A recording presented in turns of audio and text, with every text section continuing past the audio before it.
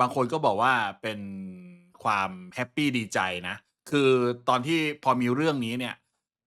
มันก็อาจจะอดดีใจไม่ได้แหละหลายๆคนก็อาจจะสงสัยเมื่อกี้มีคนตั้งคำถามผมนะว่าเฮ้ยดีใจไปทำไมไอ้การที่ Caitlyn Kennedy ลาออกจาก Star Wars เนี่ยมันดียังไงนะครับแล้ว Caitlyn Kennedy มันเป็นใครอะไรยังไงคือก็เดี๋ยวผมค่อยๆไล่ไปแล้วกันสำหรับเพื่อนๆที่ดูผ่านไลฟ์แล้วก็บางคนอาจจะดูเป็นคลิปวิดีโอแล้วก็ตามอะ คือวันแรกที่มีข่าวเนี้ยทางต้นกับบอล Movie Empire เขาก็พิมพ์มาคอมเมนต์ผมว่าเรื่องจริงแน่นอนพี่อะไรอย่างเงี้ยแล้วพี่ก็ถามว่าดีใจไหมเดี๋ยวพี่ขึ้นให้ดูในแบบคลิปวิดีโอแล้วกันเขาก็บอกว่าดีใจได้ไงพี่เพราะว่าการที่ Caitlyn Kennedy ออกไปเนี่ยมันแปลว่าเขาขาดผู้สนับสนุนช่องซึ่งผมก็นั่งคิดว่าไอ้เหี้ยจริงว่ะเหมือนอะไรรู้เปล่าเหมือนแบบช่วงนี้แบบ Sweet Baby Inc กับ Ubisoft แม่งเงียบๆไปอะ ผมรู้สึกผมแม่งตกงานยังไงไม่รู้อะผมรู้สึกผมไม่มีอะไรทำแบบไม่มีอะไรที่มันแบบกระตุ้นต่อมเซลล์ขี้เสือกความแบบอยากจิกกัดของผมเลยอะผมก็กูก็พูดเรื่องหนังก็ได้กูก็ไปนั่งดูซีรีส์กูก็มานั่งดูข่าวซึ่งคุณสังเกตเปล่าข่าวเกมเดี๋ยวนี้ไม่ค่อยมีอะไรก็แบบเต็มที่กับเกมออกใหม่นู่นนี่นั่นเพิ่งจะมีเกี่ยวกับ DI นิดหนึ่งคือที่อ่านของป่าแป้งเมื่อกี้ที่เป็นรัฐบาลอังกฤษ ช่างน่าเสียดายจริงๆที่บุคลากรสำคัญอย่างงี้ลาออกใช่พูดถูกพูดอีกก็ถูกอีกเขาเรียกว่าเป็นแกนหลักในการสนับสนุนช่องที่ทำข่าวสไตล์นี้นะครับแกงเขียวหวานเงียบๆไปนะช่วงนี้มันเงียบๆอยู่ถ้าผมเห็นอะไรผมจะเอามาเล่าให้ฟังไม่มีคนให้ด่า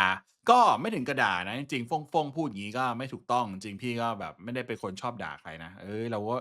เขาเรียกว่าเราพูดถึงเขาเราเราติดตามผลงานเขาต้องใช้คำนี้นะบอกว่าด่าก็ไม่ถูก พูดเรื่อง woke ในตัวใหม่ครับเรื่อง woke ในตัวหมายถึงว่าผมบอกว่าก็มีคนแซวว่าหรือจริงๆผมอาจจะ woke อะไรเงี้ยผมบอกเลยผมนิสัยใจคอหรือความรู้สึกอะผมก็อาจจะเป็นคนหนึ่งที่ woke ก็ได้เพราะว่าด้วยตัวนิสัยการใช้ชีวิตทัศนคติของผมต่อเพื่อนมนุษย์ต่อคนอื่นน่ะผมนับถือในความให้เกียรติซึ่งกันและกันแล้วก็ผมนับถือในความแตกต่างอยู่แล้วเหมือนที่พวก woke DI พยายามขายของกันน่ะ ผมรู้สึกอย่างนั้นอยู่แล้วผมไม่เคยดูถูก LGBT ผมไม่เคยดูถูกคนที่เตี้ยล่ำดำขาวกว่าผมหรือแบบอะไรที่แตกต่างกันเรารู้สึกว่าทุกคนมีข้อดีแล้วก็ผมมองความที่เป็นคือจุดดีของแต่ละคนน่ะได้เห็นเสมออะเพียงแต่ว่าเขาจะเข้าใจหรือเปล่าอีกเรื่องหนึ่งส่วนใครที่ไม่ดีอะไรอย่างเงี้ยผมก็แค่ห่างคือผมรู้สึกว่าโลกนี้มันเท่าเทียมอยู่แล้วเพียงแต่ว่าโอกาสและการใช้ชีวิตบางอย่างในชีวิตครอบครัวพื้นฐานอาจจะไม่เท่ากันแต่ว่าทุกคนมีสิทธิ์เหมือนกันอาจจะผมเป็นคนที่ความคิด woke อยู่แล้วอันนี้คือที่พูดเรื่องนี้เพียงแต่ว่าเพราะมันเป็นแบบนี้ไงผมก็เลยรู้ว่าไอ้สิ่งที่แม่ง woke ในเกมอะมันเหี้ยยังไงคุณเข้าใจยังคือสิ่งที่ผมจะบอกคือผมว่าทุกคนที่ดูผมหรือว่าที่เราอยู่ด้วยกันเนี่ยจริงๆคุณอาจจะมีนิสัยใจคอที่ woke อยู่แล้วนะคุณเลยไม่ชอบเวลามันเข้าไปอยู่ในวิดีโอเกมไงเพราะแม่งมัน bullshit อะเพราะฉะนั้นเนี่ยไอ้สิ่งที่มัน woke หรือแบบไอ้การที่ไปสนับสนุนผู้อพยพ คนแตกต่างหลากหลายอะไรพวกเนี้ยมันเกิดขึ้นเพราะว่าเขาแค่อยากจะหาเสียงไว้เลือกตั้งเพราะมันเป็นฐานกำลังที่คนเหล่านั้นก็จะชอบนักการเมืองที่สนับสนุนเรื่องพวกนี้แล้วก็จะมาเป็นฐานเสียงกันคือมันเป็นเกมการเมืองอะถ้า woke แล้วไม่ cringe woke แล้วสนุกผมไม่มีปัญหาครับแต่ถ้า woke แล้วพังพินาศก็นั่นแหละอย่างดิสนีย์เขียวเท่ากับสวีตเค็มเท่ากับนิสัย salty เหน็บแนมด่าคนเห็นต่างอะใช่จริงๆแล้วมันมีหลายฝ่ายผมถึงไม่ชอบการที่แบบ ไม่ซ้ายก็ขวาไม่ขวาก็ซ้ายกันอยู่เนี่ยแม่งโคตรปัญญาอ่อนเลยจริงๆมันมีหลายบุคคลนะจริงๆก็คือ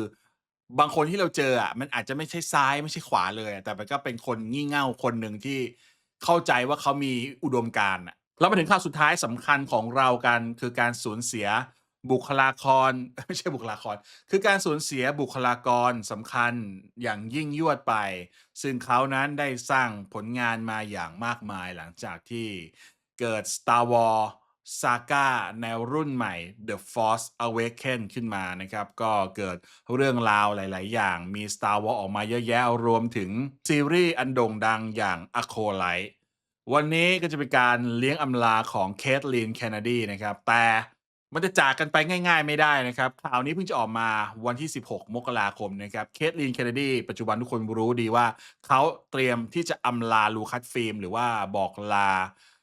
ตำแหน่งผู้ดูแลแฟรนไชส์นี้แล้วแต่ว่าจริงๆน่ะไอ้พวกหนังกับซีรีส์มันจะอีกคนหนึ่งนะชื่อเหี้ยไม่รู้ที่แม่งใส่แว่นน่ะ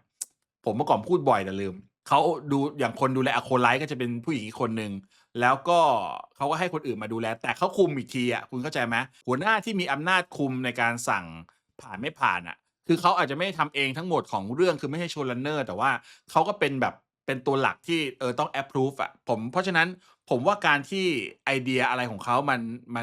มันผิดเป๋ไปอะมันก็มีปัญหานะครับเพราะฉะนั้นเราอยู่กับข่าวที่ Caitlyn Kennedy นะครับกำลังจะลาออกแล้วไม่จบแค่นั้นนะครับเขาได้ตอบโต้กลับแฟนๆ Star Wars ในการสัมภาษณ์อำลาและปฏิเสธที่จะยอมรับความผิดพลาดใดๆประมาณว่าเฮ้ยที่ผ่านมามันไม่เกี่ยวกับกูเหมือนมึงเคยไหมมึงเคยดูข่าวการเมืองแบบสักประเทศหนึ่งไหมที่ไอ้เหี้ยมึงก็เล่นการเมืองอยู่นานเลยแบบอยู่หลายสมัยเลยอยู่ในรัฐบาลมาหลายชุดมากเลยแต่แบบเฮ้ยพอบ้านเมืองมันมีปัญหามันทรุดน้ำมันท่วมมันไม่เกี่ยวกับกูมันแบบกูไม่รู้เรื่องอะไรเงี้ยคุณจะเคยเห็นมันจะมีอยู่แบบเป็นคนอันดับตำแหน่งสูงๆด้วยนะ ขณะที่ Caitlyn Kennedy กำลังเตรียมออกจาก Lucasfilm นะครับเธอได้ให้สัมภาษณ์บทอำลาของเธอกับ Deadline แต่ดูเหมือนว่าจะไม่ใช่การประเมินผลงานของเธออย่างตรงไปตรงมาแต่เป็นเพียงการพยายามครั้งสุดท้ายที่จะมาเขียนเรื่องราวใหม่ซึ่งโยนความผิดไปให้แฟนๆเสียอย่างงั้นไอ้เหี้ยมึงยังไม่เลิกตรรกะของการโยนความผิดอีกเหรอเนี่ยเฮ้ยกูก็อ่านไปก็เหนื่อยนะทุกคนนะปกติแล้ว woke แบบไม่ยัดเยียดส่วนใหญ่ไม่ค่อยมีใครด่า อย่าง Baldur's Gate 3ไม่เห็นจะมีใครด่าเลย หลังจากที่เขารู้สึกว่าต่อว่าเขาเรียกว่าโบยความผิดทั้งหมดไปให้แฟนๆแล้วเนี่ยก็คือแทนที่จะยอมรับสภาพความแตกแยกของแฟรนไชส์ที่เธอทิ้งไว้เบื้องหลังนะครับ Caitlyn Kennedy กลับลดทอนคำวิจารณ์ซ้ำแล้วซ้ำเล่าปฏิเสธความเห็นต่างว่าเป็นเพียงส่วนน้อยและยืนกรานว่าเธอไม่ได้เปลี่ยนแปลงอะไรเกี่ยวกับการตัดสินใจที่นำพา Lucasfilm มาถึงสถานการณ์ปัจจุบันเลยคือผมแปลไทยเป็นไทยอีกทีคือ เฮ้ยกูไม่ได้เกี่ยวข้องอะไรกับที่ Lucasfilm มาถึงจุดๆนี้เลยนะครับแต่ว่าคนเนี้ยกับอีกคนหนึ่งอะที่เป็น showrunner คือเขาก็ให้สัมภาษณ์ทุกครั้งชัดเจนว่าตั้งแต่ดิสนีย์ซื้อ Lucasfilm มาเนี่ยฉันก็มั่นใจว่าจอร์จเนี่ยอาจจะยังไม่รู้จักแบรนด์แฟรนไชส์ Star Wars ของเขาดีจอร์จลูคัสก็ควรจะกลับบ้านไปเลี้ยงลูกอันนี้กูเติมอันนี้ไม่มี เขาควรจะกลับบ้านไปเลี้ยงหลานได้แล้วเพราะว่า Star Wars นั้นควรมีโอกาสใหม่ๆให้กับไอเดียใหม่ๆและแนวคิดใหม่ๆมันประมาณนี้แต่ว่าคำอาจจะไม่เป๊ะนะอันนี้คือย้อนไปตั้งแต่ผมทำ Acolyte อะเป็นเพียงเปอร์เซ็นต์เล็กๆน้อยๆมากของฐานแฟนคลับเมื่อพูดถึงช่วงเวลาที่ตกต่ำในสมัยที่เธอเป็นผู้บริหาร Lucasfilm Kennedy ไม่ได้กล่าวถึงการขาดแผนไตรภาคต่อที่สอดคล้องกันความล้มเหลวของภาพยนตร์หลายเรื่องที่ประกาศไว้ หรืออิทธิพลทางวัฒนธรรมที่ลดลงของ Star Wars ในฐานะแบรนด์ภาพยนตร์แต่เธอกลับมุ่งเป้าไปที่ผู้ชมแทนจุดต่ำสุดคือมีแฟนคลับเพียงส่วนน้อยมากๆที่คาดหวังสูงมากๆและโดยพื้นฐานแล้วพวกเขาอยากเห็นสิ่งเดิมๆซ้ำๆทุกคนเข้าใจไหมจุดต่ำสุดคือมีแฟนคลับจำนวนน้อยมากๆที่คาดหวังผมสรุปให้บางทีมันแปลจากภาษาอังกฤษมามันจะงงๆนะก็คือ เขาบอกว่าจริงๆอะไอ้คนที่มีปัญหาเนี่ยแม่งอาจจะเป็นส่วนน้อยแล้วเขาคาดหวังในสิ่งสูงๆไอ้คนเหล่าเนี้ยมีไม่เยอะและส่วนมากเนี่ยก็คาดหวังที่จะได้เห็นอะไรเดิมๆยึดติดกับ Star Wars แบบโบราณคือคำเนี้ยเขาเคยใช้แต่คือผมหา footage ไม่ได้แล้วแม่งเก่าเกินเขาเคยต่อว่าแฟน Star Wars แบบเดิมๆเนี่ยคือปัญหาที่ถ่วงแบรนด์แฟรนไชส์ Star Wars ให้ไม่เติบโตเว้ยคือแฟนๆ เก่าแก่แบบพวกเราแบบเด็กหนวดอะคือแฟนดั้งเดิมก็ต้องเด็กหนวดรุ่นผมรุ่นพ่อใช่ไหมอายุสัก30อัปขึ้นไปแล้วเนี่ยเฮ้ยพวกมึงอะมันแบบยึดติดกับของเดิมไงมึงยึดติดกับแบบ Luke Skywalker Han Solo Leia อะไรเงี้ยเขาดูถูกด้วยว่าไอ้สิ่งเหล่าเนี้ยเป็นสิ่งที่เขาอยากจะ reset มันใหม่นะซึ่งไอ้เหี้ยมึงทำไม่เคยสำเร็จเลยนะเว้ยมึงทำไม่เคยสำเร็จเลยแล้วมึงก็เอามาแบบว่าปรามาสณตอนนั้นแล้วสุดท้ายเนี่ยคุณเห็นพลังของแฟนๆยัง ไอ้ส่วนน้อยที่มึงว่าเนี่ยส่วนน้อยที่มึงว่าเนี่ยคือผมไม่รู้ว่าคือเขาเข้าใจว่าส่วนแค่ไหนแต่ถ้ามันเป็นส่วนน้อยจริงๆ Star Wars หลังๆที่ทำมาต้องพีกต้องสำเร็จแปลว่าไอ้แฟรนไชส์ที่ชื่อว่า Star Wars ของ George Lucas เนี่ยเบสหลักมันคือ Original Fan ซึ่งเรื่องเนี้ยพูดบ่อยแล้วคุยกันบ่อยแล้วว่ามันไม่ใช่แบบคือเด็กสมัยใหม่ที่รู้จัก Star Wars เปล่าก่อนหรือคนใหม่ๆหรือว่าเขาอยากจะเหมือนที่ครั้งหนึ่งเนี่ยเขาอยากจะเอา Lightsaber เนี่ยไปขายให้แบบคนที่เล่นตุ๊กตา Barbie อะอะไรประมาณนั้นนะไปอ่านคอมเมนต์แฟนๆของ Caitlyn แป๊บหนึ่งนะได้ฐานลูกค้าใหม่ๆไหมนะถ้าเปลี่ยนแปลงอะไรใหม่ๆเนี่ย คือมันไม่ได้เปลี่ยนแปลงดีจริงๆการเปลี่ยนแปลงคือจริงๆแม่งเด็กก็นึกได้อะก็คือมึงไม่ควรจะทิ้งแฟนของแบบพาร์ตไหนเลยอะทั้งเก่าใหม่มันควรต้องเก็บไปหมดใส่บางอย่างให้ร่วมสมัยให้คนใหม่ๆเนี่ยได้เอนจอยและก็อย่าลืมของเดิมๆที่จะต้องพาไปด้วยอะคือขบวนรถไฟคันใหม่เนี่ยมันต้องไปได้ทั้งแฟนเก่าและแฟนใหม่เข้าใจไหม แฟนเดิมอะฐานแฟนเดิมกับแฟนคลับในอนาคตมันต้องไปด้วยกันได้เพราะว่าเจเนอเรชันปัจจุบันที่ไปดู Star Wars มันคือ Family แล้วมันเป็นแบบพ่อเป็น FC Star Wars เหมือนผมอะผมชอบมากผมก็ต้องพาแฟนไปดูใช่ไหมแล้วลูกผมไปดูก็ต้องเอนจอยด้วยอะนี่คือโจทย์ที่เขาจะต้องทำเว้ยไม่ใช่แบบพยายามจะไปใส่ความ woke เหี้ยอะไรบ้าบอมุมมองของ Kennedy ลดทอนกระแสต่อต้านที่ยืดเยื้อมานานหลายปีให้เหลือเพียงปัญหาที่เกิดจากกลุ่มแฟนคลับกลุ่มเล็กๆ ที่ไร้เหตุผล ซึ่งข้อกล่าวอ้างที่ขัดแย้งอย่างสิ้นเชิงกับความเชื่อมั่นในบ็อกออฟฟิศที่ลดลงก็อย่างที่ผมบอกว่าก็ถ้าคุณบอกว่ามันเป็นส่วนน้อยแล้วทำไมมึงขายไม่ได้ใช่ไหมเพราะว่าส่วนใหญ่รอซื้อมึงอยู่อันนี้เรื่องเดียวกับวิดีโอเกมเลยนะวิดีโอเกมก็คืออะไรเขาชอบบอกว่าไอ้คนที่ต่อต้านนโยบายต่อต้าน DI เนี่ยมันไม่ใช่กลุ่มลูกค้าแล้วมันเป็นคนส่วนน้อยคุณเคยได้ยินเนาะคลิปช่องผมเนี่ยพูดบ่อย เพราะว่าผู้พัฒนาชอบพูดอย่างนี้จริงๆแม้แต่ตอนที่อ่า Assassin's Creed Shadow Ubisoft หรือเกมใดๆที่เป็นทรงนี้ออกมาเขาจะชอบบอกว่าคนที่วิจารณ์น่ะมันเป็นแค่ส่วนน้อยครับทุกคนน่าจะจำกันได้ถ้าดูช่องผมมานานแต่จริงๆแล้วไอ้คนส่วนใหญ่ที่รอซื้อของมึงอะอยู่ไหนวะถ้าคนส่วนใหญ่มันรอซื้อของมึงจริงๆเนี่ยมันก็ไม่ควรจะต้องมีข่าวแบบนี้วันนี้มาให้ผมอ่านเปล่า เธอกล่าวต่อว่าถ้าคุณไม่ทำอย่างนั้นคุณก็รู้ตั้งแต่แรกแล้วว่าคุณจะทำให้พวกเขาผิดหวังฉันไม่แน่ใจว่าคุณทำอะไรได้บ้างเพราะคุณไม่สามารถทำให้ทุกคนพอใจได้อันนี้คือหมายถึงว่าเขาตั้งใจแต่แรกแล้วว่าไม่เอาใจแฟนเดิมๆอะคือกูจะต้องทำอะไรใหม่ๆอะไรเงี้ยซึ่งแบบก็รู้อยู่แล้วว่าพวกมึงก็ต้องไม่พอใจอะเข้าใจไหมแล้วแบบมาบ่นอะไรนักหนาล่ะอะไรงี้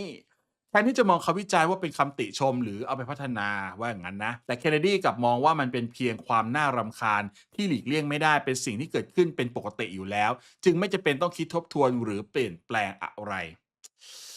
เจ็บเลยเจ็บจี๊ดเลยนะก็คือแฟนดั้งเดิมของปู่จอร์จเนี่ยก็เป็นอะไรที่แบบน่ารำคาญอะแบบเรื่องมากอะนะมึงเอาอะไรนักหนาเนี่ยมันก็คนพวกนี้เป็นเรื่องปกติพอเราจะเปลี่ยนแปลงอะไรก็จะต้องแบบมาโวยวายนู่นนี่นั่นนะครับ เดี๋ยวผมอ่านต่อเลยแล้วกันนะให้จบแล้วเดี๋ยวจะได้มานั่งคุยกันหากมีข้อสงสัยใดๆเกี่ยวกับทัศนคติของ Kathleen Kennedy ขณะที่เธอออกจาก Lucasfilm เธอได้ขจัดข้อสงสัยนั้นไปจนหมดสิ้นแล้วด้วยคำแถลงที่ชัดเจนเพียงประโยคเดียวฉันจะไม่เปลี่ยนแปลงอะไรเลยฉันจะไม่แก้ไขอะไรก็ตามที่เราได้ทำมาตลอดหลายปีที่ผ่านมาหมายถึงว่าหลังจากออกเหรอหลังจากออกมึงก็ไม่มีอำนาจแล้วดิแต่แปลว่าคือไม่เปลี่ยนอะไรเลยหมายถึงว่าผมว่าไม่ได้แปลว่า Star Wars ดั้งเดิมจนถึงปัจจุบันเนี่ยไม่ได้เปลี่ยนอะไรเลยฉันทำเหมือนเดิมไม่ใช่นะความหมายประโยคนี้หมายถึงว่าอะไรที่กูทำมาที่กูใส่และเปลี่ยนแปลงมาคือกูจะไม่แก้กูจะไม่เปลี่ยนแปลงเลยอะไรน่าจะเป็นอารมณ์แบบนั้นมากกว่าก็ต้องรอผู้บริหารคนใหม่นะคำประกาศนี้เกิดขึ้นจากช่วงเวลามากกว่าทศวรรษที่เต็มไปด้วยการเล่าเรื่องที่ไม่สอดคล้องกันการละทิ้งทิศทางความคิดสร้างสรรค์และไตรภาคต่อที่ขาดวิสัยทัศน์ที่เป็นเอกภาพอย่างเห็นได้ชัด อย่างไรก็ตาม Kennedy ยืนยันว่าไม่มีมุมใดในความเป็นผู้นำของเธอที่ควรได้รับการพิจารณาใหม่ ตรงนี้คือหมายถึงว่าคือกูไม่ต้องทบทวนอะไรในบทบาทการเป็นผู้นำที่ผ่านมากูทำดีที่สุดแล้วแล้วมันก็สมควรแล้วน่าจะประมาณนั้นนะถ้าเพื่อนๆรู้สึกว่าผมตรงไหนไม่เข้าใจผิดไปก็แชร์กันได้เธอกล่าวเสริมว่าฉันเข้าใจว่าทำไมบางคนอาจชอบบางสิ่งมากกว่าอีกสิ่งหนึ่ง แต่สิ่งนั้นจะไม่เปลี่ยนแปลงเหตุผลที่ฉันตัดสินใจทำบางอย่าง เพราะเหตุผลที่ฉันตัดสินใจร่วมงานกับคนเหล่านั้นก็เหมือนเดิมอะก็คือเขาไม่ได้สนใจคนที่เห็นต่างเขาแค่รู้สึกว่ามันเป็นเรื่องปกตินะกล่าวนัยยะหนึ่งคือปฏิกิริยาของแฟนๆนั้นไม่สำคัญนั่นเองนะครับการตัดสินใจได้เกิดขึ้นไปแล้วและการตัดสินใจเหล่านั้นไม่สามารถวิพากษ์วิจารณ์ได้อีกต่อไปก็คือกูตัดสินใจไปแล้วมันจะมาบ่นอะไรนักหนาอะไรนั่นแหละแบบที่ผมสรุปไปนะครับ Star Wars ถ้าฟินได้เป็น Jedi ผมว่าหนังก็ไปดีนะ จริงๆฟินมันดันมาเป็นเจไดนะแล้วมันจะเป็นก็เป็นเจไดผิวดำด้วยนะผมก็ยังไม่เข้าใจว่าทำไมมันไม่ให้ฟินเป็นเจไดนะเป็นเจไดคนแรกที่เป็น Stormtrooper ด้วยนะถ้าฟินเป็นน่ะความ DEI ที่แท้จริงคืออะไรกันแน่นะตอนนี้มันควรต้องเป็นทุกคนที่หมายถึงทุกคนเท่าเทียมกันหรือเปล่าแล้วทำไมถึงมีคนมองเราเป็นศัตรูด้วยนะต่อมาก็มีการกล่าวอ้างถึงปู่จอร์จลูคัสนะครับบิดาผู้ให้กำเนิด Star Wars นั่นเอง ผมว่าหลายคนที่เป็นแฟน Star Wars ก็คงรักแล้วก็ผูกพันกับปู่จอร์จนะจริงๆแล้วมันเหมือนกับ Star Wars คือบ้านอีกหลังหนึ่งของเขาอะแล้วก็ใครที่ดู Star Wars มามันก็เติบโตมาพร้อมๆกับ George Lucas George Lucas เนี่ยตอนผมเด็กๆที่ดูแบบไอ้พวก Return of the Jedi กับพ่ออะไรอย่างเงี้ยคือเขาก็ยังไม่ได้แก่ขนาดนี้เนาะแต่เขาก็อยู่มาถึงทุกวันนี้ก็เป็นอะไรที่แบบเราก็อยากเห็นผลงานใหม่ๆแต่ก็อย่างที่ทุกคนทราบนะครับเขาตัดสินใจขายให้กับ Disney ไปมันก็เลยเป็นแบบทุกวันนี้นะ Kennedy ได้วางตัวเป็นผู้ดูแลมรดกอย่างแท้จริงจาก George Lucas ซ้ำแล้วซ้ำเล่าโดยอ้างชื่อของเขาเพื่อเป็นเกราะป้องกันในการวิพากษ์วิจารณ์คือนอกจากกูตัดสินใจไปแล้วใครเห็นต่างก็มึงก็แบบเป็นคนทั่วไปอะที่แบบกูทำอะไรใหม่ๆก็จะต้องมาคอยติอะไรอย่างงี้หรือมึงก็เป็นพวกแฟนแบบเขาเรียกว่า toxic fans base Star Wars Original อะไรอย่างงี้นะแค่นั้นไม่พอนะครับเขายังรู้สึกว่าเอาคำพูดบางอย่างของ George มา protect ด้วยว่าแฟนๆน่ะคิดผิดอะไรอย่างงี้นะซึ่งผมรู้ก่อนจะอ่านเพราะว่าเคยเห็นบ่อยแล้ว สิ่งเดียวที่คุณทำได้คือพยายามเล่าเรื่องราวให้ดีและพยายามยึดมั่นในแก่นแท้ของสิ่งที่จอร์จสร้างขึ้น เขาได้ปลูกฝังคุณค่าอันน่าทึ่งไว้ใน Star Wars แนวคิดทั้งหมดเกี่ยวกับความหวังความสนุกสนานและความบันเทิง อันนี้คือผมไม่รู้ว่าอันเนี้ยคือจอร์จพูดหรือว่าเคทลินพูดนะนัยยะที่เห็นได้ชัดคือผู้ที่ปฏิเสธทิศทางปัจจุบันของ Star Wars ไม่ใช่แค่ผู้บริโภคที่ไม่พอใจเท่านั้นแต่เป็นคนที่เข้าใจคุณค่าของแฟรนไชส์นี้ผิดไปอย่างสิ้นเชิงการใช้ถ้อยคำในลักษณะนี้เป็นการเปลี่ยนมุมมองต่อการวิพากษ์วิจารณ์ให้กลายเป็นความล้มเหลวทางศีลธรรมหรือปรัชญาแทนที่จะเป็นการตอบสนองทางเลือกในการเล่า การตัดสินใจของผู้นำหรือการบริหารจัดการแฟรนไชส์ที่ผิดพลาดนะครับอันนี้คือคนเขียนคอลัมน์เขาสรุปเองนะครับรูปแบบที่คุ้นเคยและไม่เปลี่ยนแปลงเรื่องราวทั้งหมดนี้ไม่ใช่เรื่องใหม่เคทลินเคนเนดีใช้เวลาหลายปีในการกล่าวโทษกระแสต่อต้านว่าเป็นผลมาจากกลุ่มแฟนคลับย่อยๆที่ส่งเสียงดังความคิดลบในโลกออนไลน์หรือความคาดหวังที่ไม่สมจริงก็คือแบบอยากได้นู่นได้นี่แล้วแบบมันไม่สมดังหวังอะไรอย่างนี้นะ สิ่งที่ทำให้บทสัมภาษณ์นี้น่าสนใจไม่ใช่ถ้อยคำที่ใช้แต่เป็นจังหวะเวลาในการสัมภาษณ์นะครับขณะที่เธอกำลังเตรียมตัวออกจาก Lucasfilm เธอไม่ได้กล่าวถึงความผิดพลาดใดๆไม่ได้กล่าวถึงบทเรียนที่ได้รับและไม่ได้แสดงให้เห็นว่าฝ่ายบริหารมีความรับผิดชอบต่อสถานการณ์ปัจจุบันของ Star Wars แต่อย่างใด Kathleen Kennedy กล่าวอีกครั้งว่าความผิดนั้นอยู่ที่แฟนๆ Star Wars นั่นเองนะครับบทสัมภาษณ์ก่อนบอกลาบอกอะไรเราได้บ้างนะครับ หากบทสัมภาษณ์นี้มีจุดประสงค์เพื่อกำหนดมรดกของแคทลีนเคนเนดีมันก็ทำให้เห็นอย่างชัดเจน เธอไม่เชื่อว่าผู้ชมสมควรได้รับการตำหนิหรือรับผิดชอบต่อการกระทำของเธอเลยสำหรับแฟนๆที่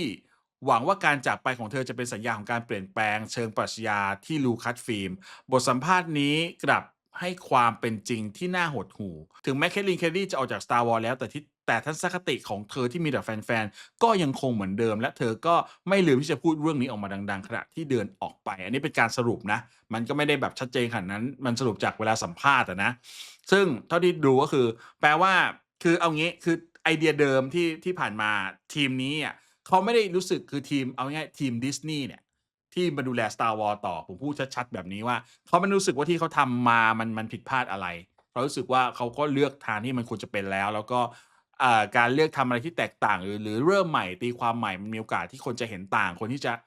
ไม่ถูกใจไม่เข้าใจอยู่แล้วมันก็แบบเรื่องปกติอะมันต้องมีคนไม่ชอบแต่เขาไม่ได้ฉุกคิดแล้วรู้สึกว่าเฮ้ยเราทำอะไรผิดไหมเราลองฟังแฟนๆเขาดูไหมเราลองเอาเรื่องนี้กลับมาทบทวนดีไหมว่าจริงๆแล้วมันควรมีอะไรแบบเดิมกลับมาเกี่ยวข้องอยู่บ้างอะไรอย่างเงี้ยมันไม่ได้มีการคิดแบบนั้นต่อให้ Kennedy ออกไปแล้วเนี่ยมันต้องดูว่าคนใหม่มันเป็นใครถ้ามันก็เป็นแนวสไตล์เดิมๆมันก็ไม่เปลี่ยนนะ